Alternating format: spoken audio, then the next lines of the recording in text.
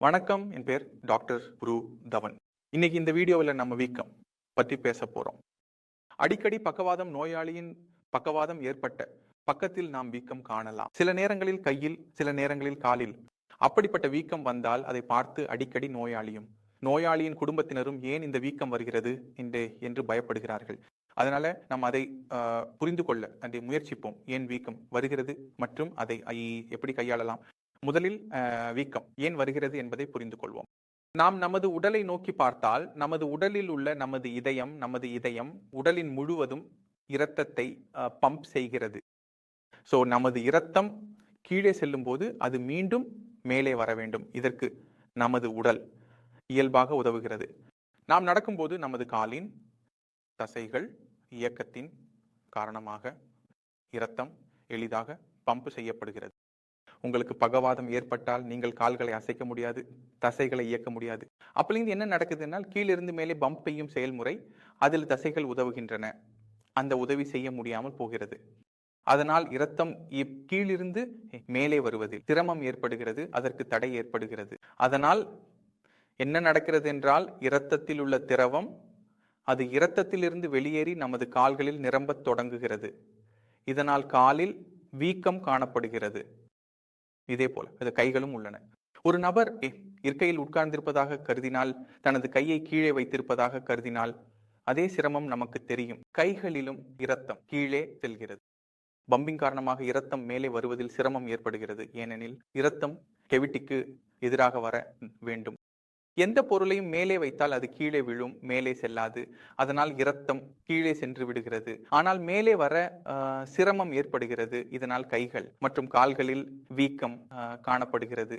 இப்போது வீக்கம் ஏன் வந்தது என்பதை புரிந்து கொண்டிருப்பீர்கள். இப்போது கேள்வி என்னென்னால் இதற்கான தீர்வு என்ன?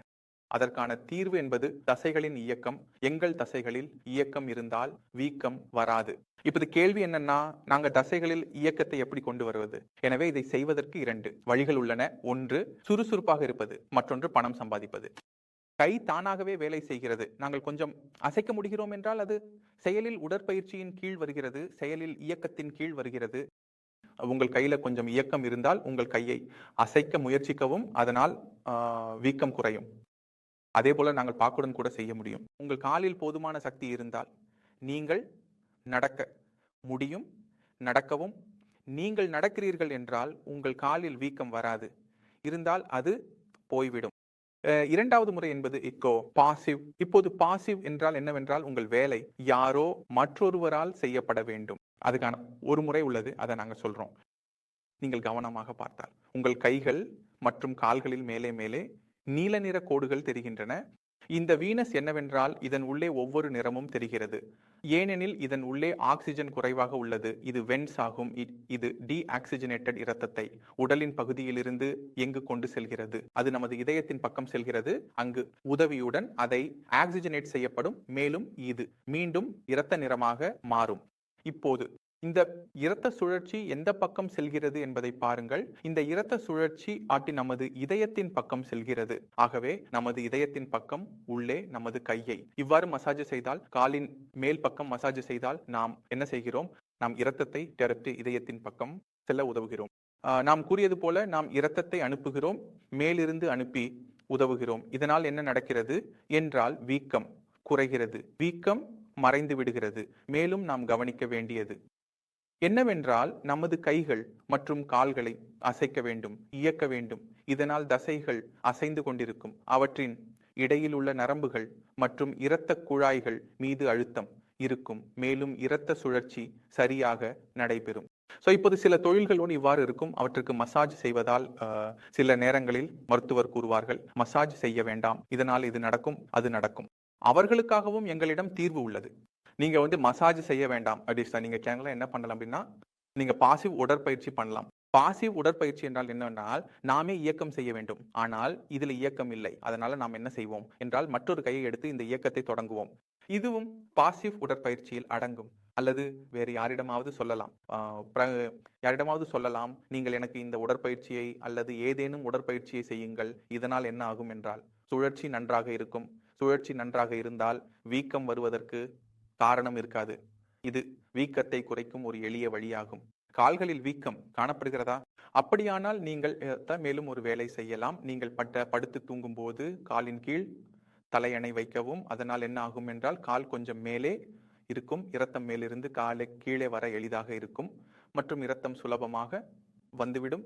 வீக்கம் மறைந்துவிடும். எனவே இந்த வீடியோ மூலம் நீங்கள் புரிந்து கொண்டீர்கள் என்று நம்புகிறேன். வீக்கம் ஏன் வருகிறது மற்றும் எந்த எந்த முறைகளால் நாம் இந்த வீக்கத்தை நீக்க முடியும் என்பதையும் இதனால் பயப்பட தேவையில்லை. இருந்தாலும் உங்கள் மனதில் ஏதேனும் சந்தேகம் இருந்தால் அல்லது ஏதேனும் கேட்க விரும்பினால் டாக்டர் கிடைக்கிறார்கள், அவர்களிடம் பேசுங்கள். அவர்கள் முழுமையாக விளக்குவார்கள் எவ்வாறு நாம் பகவாதத்தை வெல்ல முடியும் என்பதையும்.